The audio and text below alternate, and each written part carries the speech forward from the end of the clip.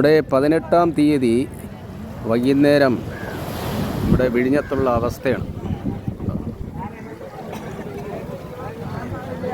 ആ ഒരു വള്ളം വന്നത് ഐസ് എടുക്കാൻ വന്നത്. മീനൊന്നുമില്ല. വൈകുന്നേരത്തെ ഫ്രഷ് മീൻ കച്ചവടത്തിനായിട്ട് വന്നവരാണ്.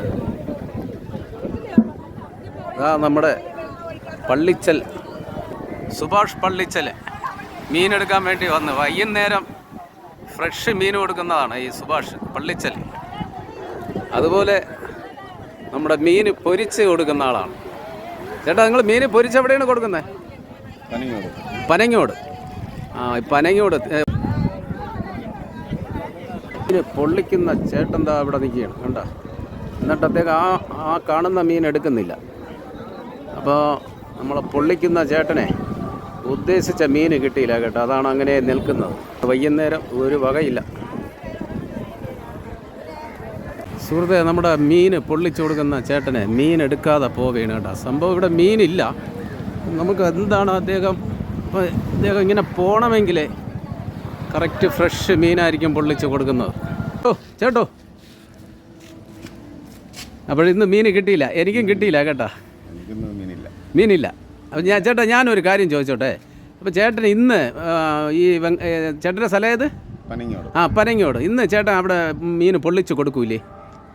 ഇന്ന് മീനില്ല. ഇന്ന് ഇവിടെ ഫ്രഷ് മീൻ കിട്ടിയില്ല. ഫ്രഷ് മീൻ കടപ്പുറത്തുനിന്ന് ഡെയിലി ഫ്രഷ് മീൻ എടുക്കണം. ഡെയിലി ഇവിടെ വന്ന് നമ്മൾ ഇഷ്ടത്തിന് ലാലം ചെയ്തെടുക്കണം. ആ മീൻ മാത്രമേ കൊടുക്കുകയുള്ളൂ. ആ മീൻ മാത്രമേ കൊടുക്കുകയുള്ളൂ.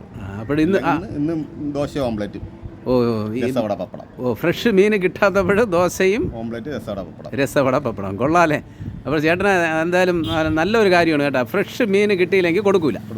ഓക്കെ, വലിയ. അപ്പോഴേ ചേട്ടാ, നമ്മുടെ ഈ വിഴിഞ്ഞം ഭാഗത്തുനിന്ന് നമ്മുടെ അവിടെ വരണമെങ്കിൽ എത്ര കിലോമീറ്ററാണ്? വിഴിഞ്ഞം നേരെ വെങ്ങാനൂർ വന്നിട്ട് അവിടെ നേരെ 1 കിലോമീറ്റർ. ഇവിടെ നിന്ന് പറഞ്ഞാൽ മൊത്തം 2.25 കിലോമീറ്റർ വരും. വിഴിഞ്ഞത്തുനിന്ന് 2.25 കിലോമീറ്റർ. 2.25 കിലോമീറ്റർ വരും ഈ പനങ്ങോടെന്ന് പറയുന്നത്. ഓ, അത് ശരി.